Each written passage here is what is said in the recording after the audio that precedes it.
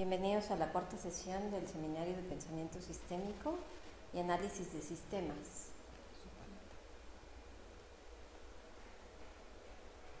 Tenemos el gusto de recibir a la doctora Patricia Banderas, quien aparte de ser quien coordina y organiza este seminario, es profesora de carrera titular definitiva de tiempo completo, adscrita al Departamento de Ingeniería de Sistemas del programa del posgrado de División de Ingeniería Mecánica e Industrial de la Facultad de Ingeniería de la UNAM, y desde el 2012 es vicepresidenta de Educación Continua de la Academia Mexicana de la Ciencia de Sistemas.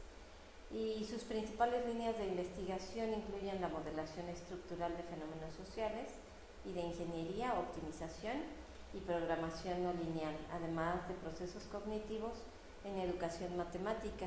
El día de hoy su ponencia versa precisamente sobre modelos estructurales y cognición matemática. Bienvenida, doctora. Gracias, muy amable maestra Vergara Rosales. Pues les envío un cordial saludo y bueno, pues mi más sentido pésame a todas las familias que están de una manera u otra en situación de pérdida, ¿no? Retomamos el seminario en esta ocasión después de esos acontecimientos y bueno, pues me uno a todos ellos, a todos los que tienen de alguna manera una pérdida. Bueno, mi línea de investigación durante muchos años ha sido la investigación educativa en el área de cognición y después de manera paralela en algún momento comencé a estudiar problemas del área de investigación de operaciones, pero muy relacionados con la problemática educativa. Y esto ha hecho que pues me surjan muchas inquietudes, y en la que estoy trabajando actualmente es sobre el uso de los modelos estructurales de Harari y el acceso al conocimiento o cognición de la matemática. Bien, entonces en la plática de hoy tengo como propuesta, como meta, ver estos aspectos que serían una introducción, cuáles son los objetivos centrales, algunos aspectos metodológicos, qué entiendo y cómo uso la cognición y el modelo de análisis proposicional que es una propuesta de Miguel Ángel Campos y Sara Gaspar. ¿Qué representaciones en estudio se tienen? ¿Cuáles algunas hipótesis de trabajo? Y sobre todo, ¿cómo interpreto los sistemas de representación asociados al aprendizaje de matemáticas? Estos modelos de aquí es donde voy a introducir la parte de los modelos estructurales conocidos como digráficas, ¿no? Bien, entonces en la introducción, la problemática que abordo en este punto en el que doy un avance es que la problemática se refiere a la enseñanza de la derivada en el curso introductorio de cálculo diferencial e integral de bachillerato. Eso pues le da una connotación en cuanto al contenido de la disciplina de matemáticas y a los participantes en el estudio que son de bachillerato. Y por otra parte a los procesos mentales, que es la cuestión de la cognición de los alumnos cuando la enseñanza y el aprendizaje utilizan diferentes representaciones de los conceptos matemáticos. Representaciones como son algebraica, gráfica, etcétera, las más conocidas. Así que parte de los objetivos centrales es, al menos estoy señalando dos, es saber cómo el que aprende utiliza las representaciones y cómo las organiza para producir una respuesta en circunstancias escolares. Gracias. Entonces, ¿qué aspectos metodológicos voy a comentar? Nada más por destacarlos. Este tipo de análisis ya lo he reportado en varios lugares y poco a poco les voy a señalar en dónde lo pueden ver de manera más completa. Aquí pues tenemos un tiempo limitado y bueno, la idea es más de divulgación. Los aspectos metodológicos de mi investigación han requerido durante mucho tiempo cierto grado de profundidad y condiciones naturales de aprendizaje escolar en cuanto a su desarrollo. De ahí que pienso que el paradigma más adecuado de indagación es el que propone Lincoln y Guba desde 1985, en cuanto a que la indagación se considera pertinente, la naturalista, para la construcción holística de una realidad. Y en particular, los supuestos, algunos supuestos son que los valores del investigador y el paradigma seleccionado influyen en el planteamiento de las cuestiones de investigación y las hipótesis de trabajo, algunas de las cuales las voy a comentar. Y la investigación y la interpretación de los hallazgos están influenciadas también por el marco teórico utilizado para realizar la colección, la recolección y el análisis de los datos. Respecto a cognición o acceso al conocimiento y el modelo de análisis proposicional, que sería el instrumental metodológico, analítico, puedo mencionar, y es necesario hacerlo, que para el estudio de un proceso didáctico que ocurre en el aula, es básicamente considerar que lo que hay en el aula, y en esto me identifico con Campos y Gaspar, ya sea con planeación o sin planeación didáctica de por medio, realmente es la construcción social de relaciones de interacción en el aula que producen formas y niveles de enseñanza y de aprendizaje. Como proceso real es un objeto de estudio mediante el cual pueden estudiarse las condiciones y formas de interacción que conforman los procesos de enseñanza y aprendizaje en el aula. Así que las acciones, las relaciones que las estructuran y los procesos que se generan, pues es el interés de mi parte en el aula de matemáticas, en particular durante el aprendizaje de la derivada. En esta investigación se utilizó este modelo de análisis proposicional, en sigla sería MAP, para estudiar una organización conceptual de cada alumno, la que se produce en papel o de manera oral. Puesto que este modelo de análisis proposicional se diseñó o fue construido para identificar las ideas principales en una organización conceptual y la organización por sí misma. Es decir, aquí me dice cómo, me sugiere, me da una manera a través de la interpretación en las respuestas de los alumnos de acuerdo a su contenido conceptual y lógico. ¿Qué representaciones consideré en estudio? Pues son las más utilizadas, por ejemplo, las que se generan en medios como el cuaderno, el pizarrón, los materiales impresos, ya sean libros o guías didácticas, como en el caso de la investigación, o bien con recursos tecnológicos como calculadoras avanzadas y computadoras personales, en las que se puede visualizar gráficas, arreglos tabulares o hasta expresiones algebraicas. Y estas representaciones las van a utilizar los alumnos o el profesor en un momento particular del proceso cognitivo, en el proceso didáctico también, y que están fuertemente relacionados con el razonamiento visual. En esta ocasión no voy a discutir el concepto de razonamiento visual porque me tomaría un tiempo considerable. Entonces me voy a centrar más en los aspectos metodológicos y de los instrumentos bajo los cuales se modelaron las respuestas de los estudiantes. Esta investigación, cabe decir, que se diseñó para estudiar el proceso de representación interna del alumno.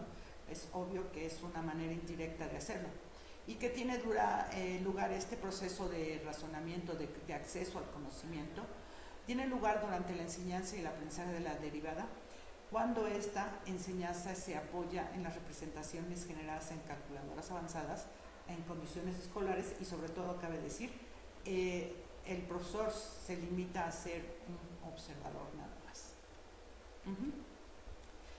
Por lo cual, pues quiero resaltar que al menos estas dos hipótesis de trabajo que fueron más, es que la naturaleza de una representación es tal que existe una correspondencia o mapeo entre los objetos en el mundo representado y los objetos del mundo representante. Es decir, si una relación particular se cumple para dos objetos del mundo representado, entonces existe y se cumple la correspondiente relación entre los correspondientes objetos del mundo representante. Es decir, si lo vemos gráficamente, tendríamos aquí algo así como lo siguiente. En el lado derecho tengo una gráfica que la numeración corresponde a la tesis de referencia. Más adelante, al final están las referencias, ¿no? El mundo representado, por ejemplo, me sugiere un cierto modelo y lo voy a modelar en un mundo representante, digamos la velocidad del agua, y la podría yo modelar a través de una expresión algebraica. A su vez, la expresión algebraica va a representar algún modelo, ¿no? Como por ejemplo la pendiente de una calle. La pendiente, pues como concepto algebraico, es muy explícita su relación y podría estar modelando la pendiente de una calle, de una escalera, etc. Entonces, pues estando de acuerdo con Palmer, vamos en principio a reconocer la existencia de dos mundos, pero que están separados de manera funcional. Por una parte, el mundo que se representa, ¿no? Y el mundo que representa. Uno es el representado y otro es el representante. Entonces, dicho de manera funcional, el mundo representante representa algunos aspectos del mundo representado y viceversa, ¿no? Y el mundo representado es modelado por algunos aspectos del mundo representante. Esta es la relación que habría aquí en este diagrama, ¿no? Son algunos. Y hay modelos más precisos, menos precisos, más complejos, menos complejos, ¿no? Entonces, yo utilicé los sistemas de representación para modelar las formas cognitivas de representación que fueran externas, ¿no? Ya sea que fueran naturales o artificiales, como por ejemplo los textos, pues son tangibles, ¿no? Pero las ideas que expresan los alumnos de manera verbal, pues ahí sí los tenemos que captar e interpretar. Y en ese caso a veces se incluyen objetos físicos, modelos físicos, o signos, o gráficos, o tablas, etcétera, ¿sí? Parece que al principio del párrafo está un poco confuso, lo voy a mejorar. Entonces, para caracterizar completamente las representaciones consideradas en este estudio, por una parte habría que establecer cuál es el mundo representante y cuál es el mundo representante, qué aspectos del mundo representado son modelados y qué aspectos del mundo representante están modelando, y sobre todo, cuáles son las correspondencias entre ambos mundos. Bueno, un ejemplo para aclarar todo esto, podríamos pensar en lo siguiente. Supongamos que en el mundo representado nos fijamos en la cantidad de sustancia química producida en una reacción química en un laboratorio, por ejemplo, y que uno de los mundos representantes es una tabla de 2 columnas en donde se registran 2 datos como el paso del tiempo, el transcurso del tiempo y la cantidad de sustancia producida. Entonces, la tabla va a modelar los aspectos tiempo transcurrido y cantidad de sustancia producida del mundo representado para los objetos físicos. En este caso, pues la sustancia.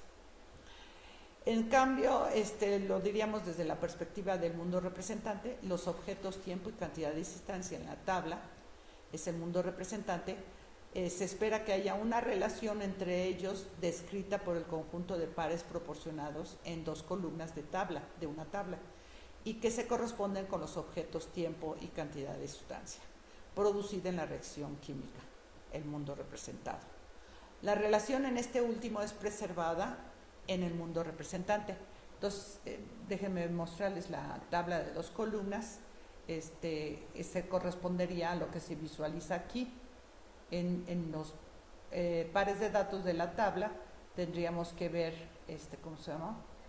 Todos estos puntos que son pares de datos. En el eje horizontal se estaría registrando el tiempo y en el eje vertical la cantidad de sustancia producida. Y bueno, entonces, sobre todo hay que ver que sí se preserva esa relación. Una pregunta que se les planteó a los estudiantes decía así: ¿por qué la variación proporcional en un intervalo se representa por medio de un segmento de recta? Y los alumnos estaban visualizando esta gráfica. en su guía didáctica. Un estudiante con un seudónimo, Rocky, contestó que el segmento de recta sirve para aproximar la cantidad de sustancia de un intervalo a otro. Entonces, esta respuesta se descompone en las ideas importantes, las ideas claves, los conceptos, y con el modelo de análisis proposicional podríamos pensar en lo siguiente. Un determinado concepto, como por ejemplo, aquí vamos a ver si se puede lograr un aumento, dice el segmento de recta. Entonces en el primer óvalo tiene el concepto denominado segmento de recta, lo que significa para un alumno que quizás se corresponda con esta representación, que es este segmento de recta entre dos puntos, ¿no?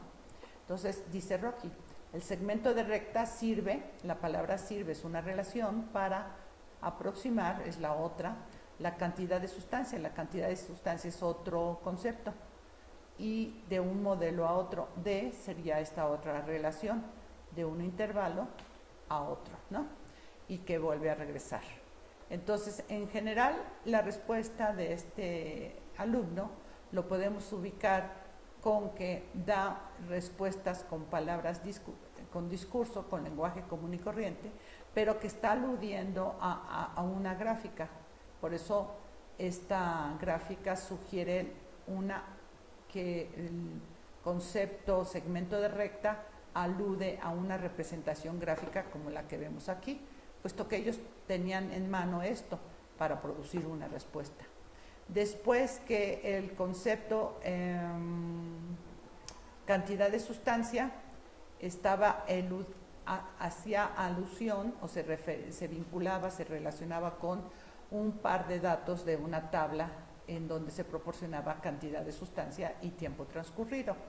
Y así sucesivamente todas las respuestas de los alumnos se analizaron con esto que se llama un mapa proposicional. Tiene una sola proposición, P1, pero podría haber tenido más de una, y desde luego una configuración mucho más compleja de nodos, que son los que estamos utilizando para representar los conceptos, y las aristas de la correspondiente red o gráfica como los nodos que se están relacionando, ¿sí? Entonces, esto nos ayuda a lo siguiente. Entendido así, pensaríamos que una digráfica, o sea, un grafo que contiene nodos y aristas, pues se define sobre dos conjuntos finitos: un conjunto de nodos que corresponden a los conceptos expresados por los estudiantes en sus respuestas escritas y también en las orales, y otro conjunto de conexiones, de relaciones entre esas representaciones o esos nodos. De manera que una le llamamos una conexión bidimensional, a la que vincula un nodo en particular con otro nodo que corresponden a dos representaciones diferentes, ¿no? Suponemos que no hay lazos, ¿no? De manera que va del nodo inicial X al nodo final Y.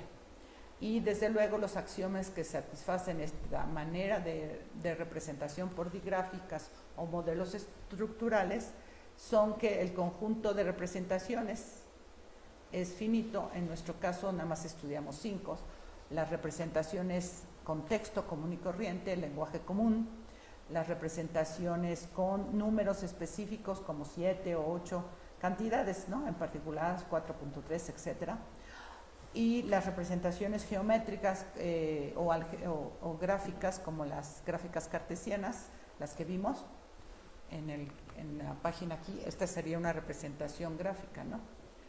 ¿Ok? Del alumno, o que viera el alumno.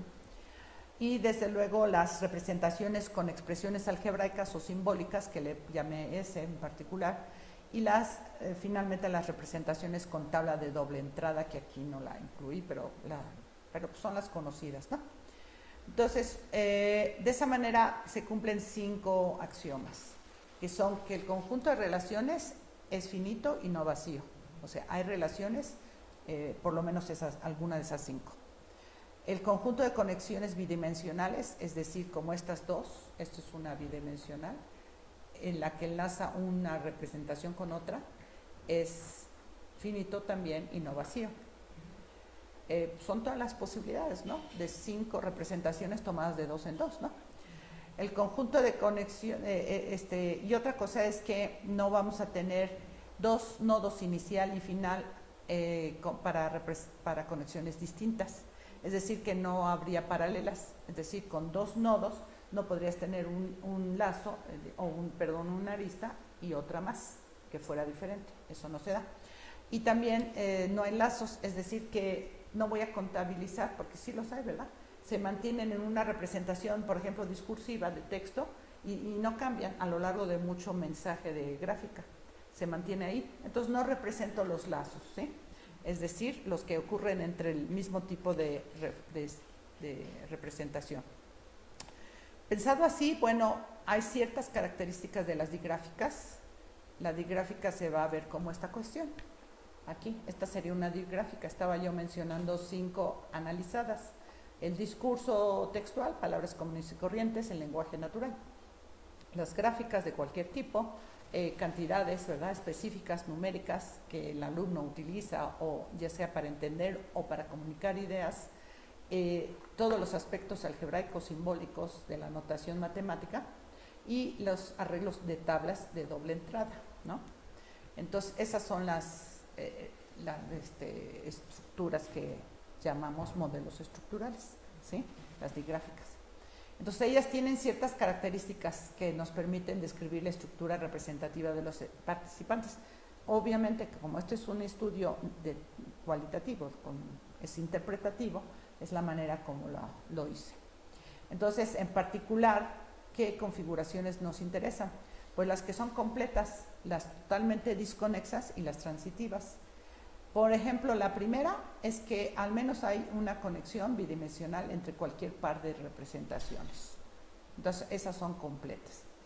La segunda es que indican que la respuesta del participante no contiene conexiones entre 2 nodos, ¿no?, de representaciones. Solamente son puntos que manifiesta, pero no alude, no se le ve conexión, ni siquiera en condiciones de entrevista, que es todavía más explorar más a fondo que en respuestas que se obtienen porque los alumnos resuelven actividades, ¿no?, por sí mismos en un equipo. Y la tercera es las transitivas, es la que informa sobre los saltos entre conexiones bidimensionales. Por ejemplo, el alumno conecta un concepto de manera común y corriente en texto, discurso, con una expresión algebraica, y esa expresión algebraica la conecta con una gráfica. Entonces, al final, la primera quedó conectada con la última, ¿no? En ese sentido es la transitividad, ¿no? ¿Okay? Entonces, una justificación del uso de estas digráficas para representar configuraciones entre conexiones bidimensionales es que con ellas se estudian los patrones de relación entre pares de representaciones.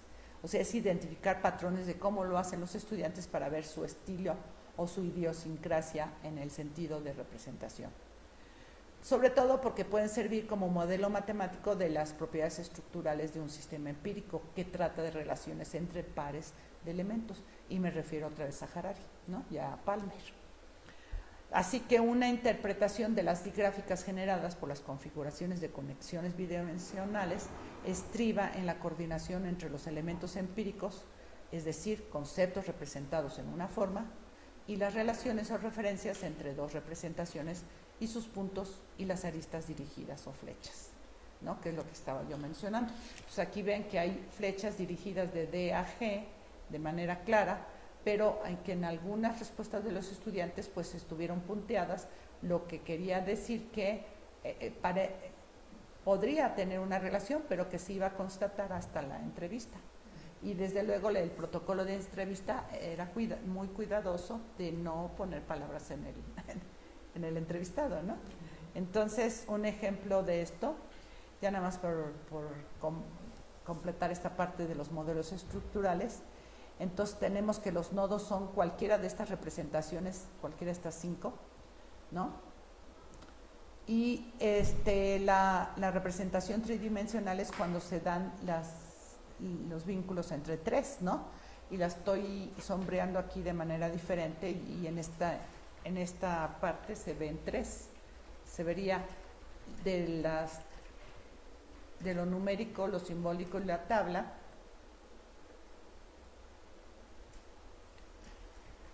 Es esta, por ejemplo, no importa el orden. Entre lo discursivo, lo gráfico y lo simbólico es esta, por ejemplo. Y una tercera, que sería entre lo discursivo, lo simbólico y lo numérico. Lo discursivo, lo simbólico y lo numérico. Discursivo, simbólico y numérico sería esta otra. Entonces, de estas que encontré, estas fueron las que encontré, no están todas, ¿no? No son todas las posibles. Aquí vemos ilustradas tres de ellas. Entonces, estas conexiones tridimensionales y bidimensionales, pues la manera de interpretarlos es que me daban una manera indirecta de ver cómo estaban integrando su conocimiento los estudiantes a nivel mental, a nivel cognitivo, entre las representaciones que se estudiaron, ¿no? Si esto se quiere llevar a un mayor número de representaciones, bueno, las gráficas tendrían más nodos y se podrían encontrar mayor cantidad de conexiones nodo a nodo o entre tres nodos, ¿sí? Entonces, para un poco completando esta presentación de manera sintética, no sé si se vaya a ver suficientemente ahí en live stream, no sé cómo lo verían, no sé cómo se vaya a ver, si se pueden aumentar o no. Todavía no pasa, ¿verdad? Todavía no llega.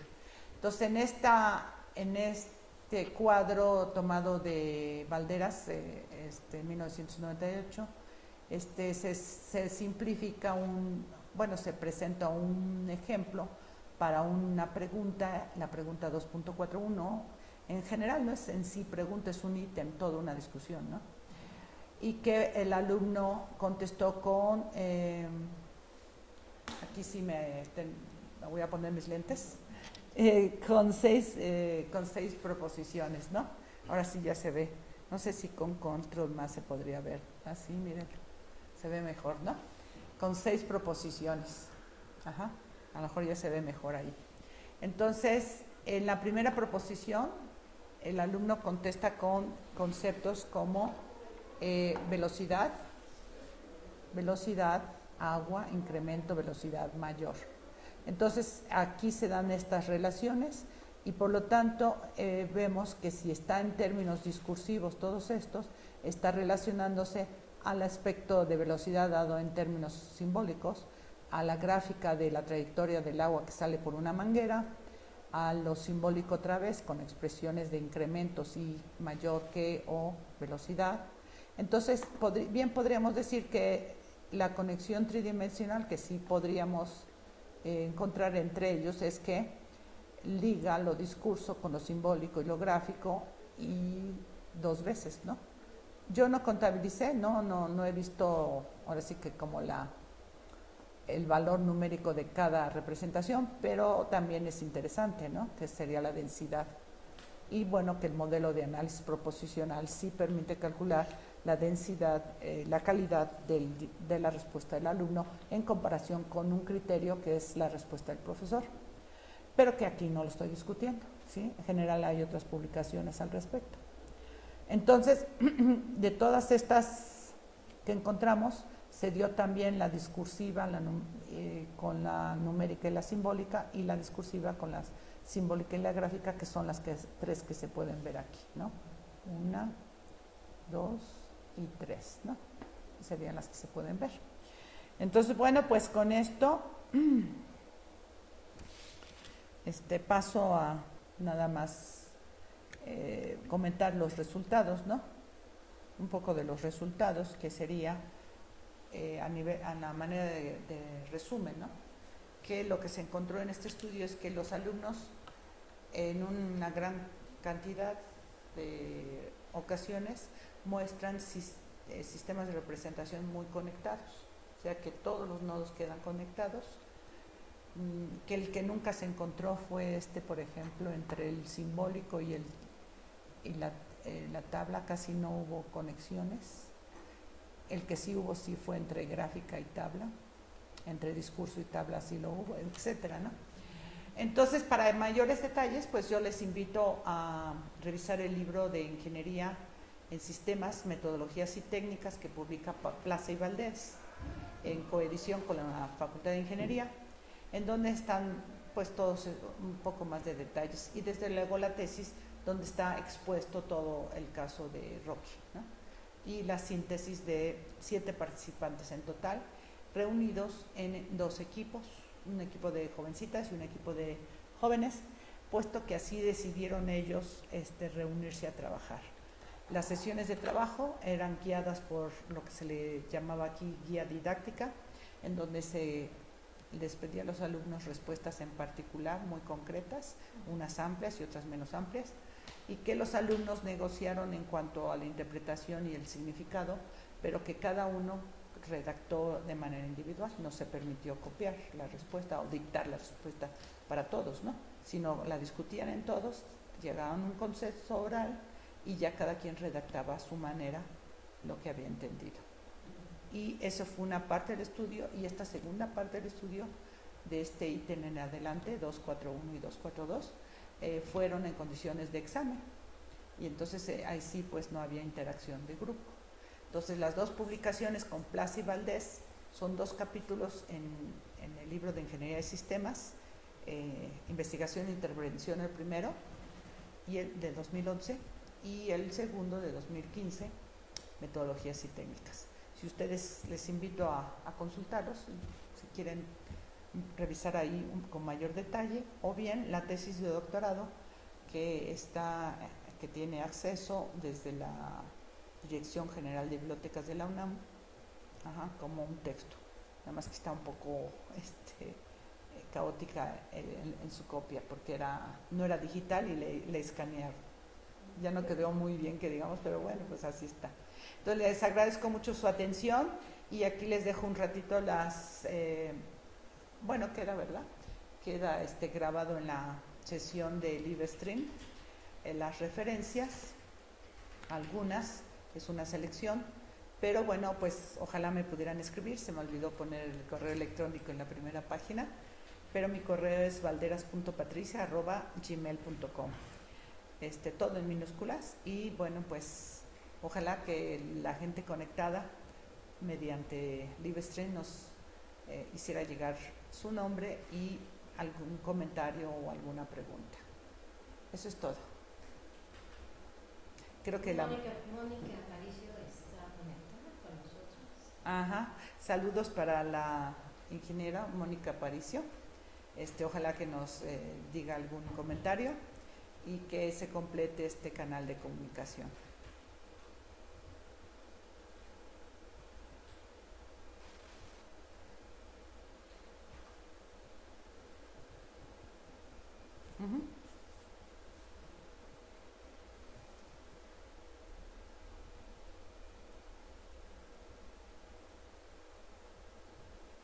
Bueno, doctora, en lo que vemos si alguien por el chat tiene alguna pregunta.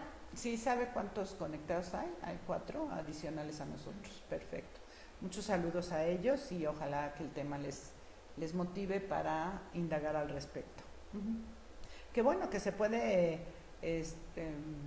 replicar el estudio en otras direcciones, ¿no? Porque los modelos estructurales, la verdad que son pues una conceptualización muy fuerte para la modelación de fenómenos. En este caso no lo estoy poniendo dinámicos, pero bien podrían ser dinámicos. Yo tenía una pregunta, porque bueno, he estado viendo esta parte de las representaciones. Ahorita ya me quedó más claro, porque habla de que puedes usarse tablas, un lenguaje simbólico, gráfico. ¿Se tiene un registro en esa etapa del bachillerato hacia dónde se van más los alumnos? ¿A qué tipo de representación? Bueno. Hay varios estudios, algunos sobre todo que están orientados sobre todo a la transición de la aritmética del álgebra, del paso de secundaria a bachillerato o al último año de secundaria. y son estudios muy serios, muy bonitos, que sí documentan ahí cómo van sus estilos de pensamiento. Yo lo que encontré en este estudio fue que el alumno tiene un nivel aceptable, muy bueno, en algunas ocasiones, de representación algebraica. O sea que el primer año, podríamos decirlo, el segundo año de prepa, el primero y los de secundaria que tienen que ver con álgebra, bueno, hicieron su parte, ¿no? Pero a veces eso se convierte en un obstáculo, que también ya he analizado un poquito cuando ciertas representaciones se convierten en un obstáculo para aprender algo, ¿no? Y sí también se puede dar, ¿no? Que se pasó de álgebra ahí, ¿no? Entonces se olvida mucho la geometría, la representación gráfica y se le da un lugar, pues yo no digo esencial, pero sí que sea un justo lugar para modelar. Es una ayuda visual, sí lo es, no necesariamente se requiere. Hay gente que ya se desprende de las conexiones gráficas y se va todo en la parte algebraica, ¿no? La parte simbólica. Pero yo pienso que para los alumnos es un medio, ¿no? Un medio para llegar a expresar matemáticamente conceptos como se espera, ¿no? Que se hagan en ese nivel. Entonces habrá alumnos que no van a dar ese salto y otros que sí. De conectar, de vincular el lenguaje aritmético, que es lo que yo vería como números, ¿no? Pero no con expresiones numéricas como aritméticas, como 4 más 7 o 4 menos 2 entre 1, no, cosas así, no, sino solamente las cantidades, ¿no? ¿Sí? Entonces, bueno, ya no sé, a otro nivel, el estudio de las representaciones gráficas es muy amplio, con Jambier y todo el equipo ahí en Estados Unidos y en Canadá también, pero ya para bachillerato sí hay de todos los niveles, ¿no? Ahorita no me acordaría en específico de alguno. Pues sí, en efecto es todo un reto, ¿no? Y bueno, hay enfoques, por ejemplo, en matemática educativa del CIMBESTAB le llaman registros a estas representaciones, en vez para distinguir de representaciones externas a lo que se sucede de manera intelectual interno, y llaman registros a nivel interno. Y yo nada más sigo la notación de Thomson y de otros más, del mismo Jambier, de Golding, de Caput, que son representaciones internas o externas. Internas las que son a nivel intelectual y externas pues en algún medio, ya sea pizarrón, cuaderno, papel y lápiz, ¿no? Y computadoras, ¿no?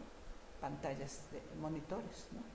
Pantallas tanto de calculadoras como de algún software gráfico, ¿no? ¿Sí? Entonces, no salió preguntas, ¿verdad? Bueno, de cualquier manera, cuando ustedes gusten, estaré encantada de recibir sus correos electrónicos para atender sus preguntas en lo que yo pueda. Muchas gracias. Tenía otra pregunta. Ah, sí, tiene otra. Ah. Sí. Leía que los estudiantes en bachillerato todavía cognitivamente no estaban preparados para realizar hipótesis. Esto... Para formular, ¿no? Para formular. Para formular las hipótesis.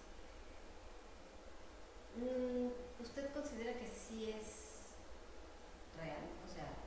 Ok. Bueno, de estudios documentados, a lo mejor sería bueno conseguir esa referencia donde usted leyó. De lo que se sabe por Piaget, ¿no? Es que la capacidad de razonamiento deductivo, lógico deductivo, ¿sí? Y el análisis data de alrededor de los 11, 12 años en adelante, ¿no? Entonces los alumnos de bachillerato pues estarían ya con bastante margen en ese estadio, ¿no? De las etapas del pensamiento, ¿no? Desde el punto de vista de la cognición, como por ejemplo Ausubel y otros autores, pues también, ¿no? Que la gente como ellos de esa edad tienen capacidades de seguir razonamientos lógico-deductivos, pero que de ahí formulen aseveraciones es decir, afirmaciones o negaciones que se consideran hipótesis, bueno, están en vías, ¿no? De aprender. Y son sus cursos como física y química, biología, donde más se les alienta a formular las hipótesis, ¿no? En matemáticas, la connotación de hipótesis y tesis es un poco diferente. Está más en el contexto de la lógica matemática, de cuál es una, digamos, una premisa y cuál es una conclusión, ¿no? ¿Sí? Pero pues no está peleada, ¿no? Pues sería que nada más la forma de hacerlo quizás cambie, ¿no? Pero sí están en vías de formación. Para mi gusto ellos están en formación para eso, y justo como lo dice Miguel Ángel Campos y Sara Gaspar, cuando proponen este modelo de análisis proposicional para pensar cómo es que se está dando la calidad de la respuesta de los alumnos en comparación con un discurso, pues qué tanto de la presentación conceptual que intenta dar un profesor, qué tanto asegura el alumno, ¿no? Y eso, pues sí, hay muchos estudios. Y bueno, en algunas ocasiones hay cosas complicadas, como que en cuanto a información van perdiendo conceptos y seguridad quizás en los conceptos, ya no los tienen tan claros. Al irse a más profundidad puede ser como que pierden conexiones, dicho en este sentido, ¿no? Pero bueno, pues ahí están los resultados. Son publicaciones que por ahí del 96 estaban en el IMAS.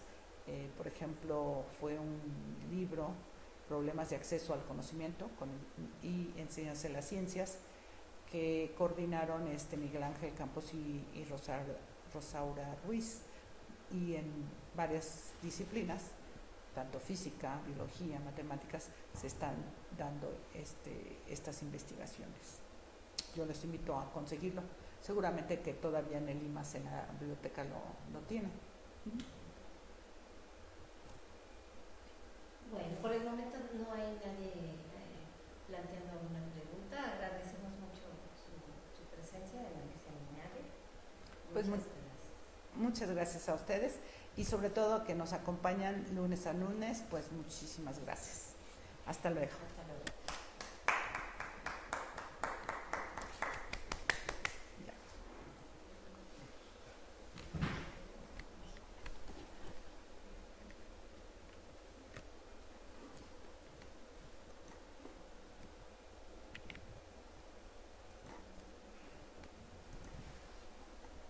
Ahora ni la conectamos, de suerte no se apagó.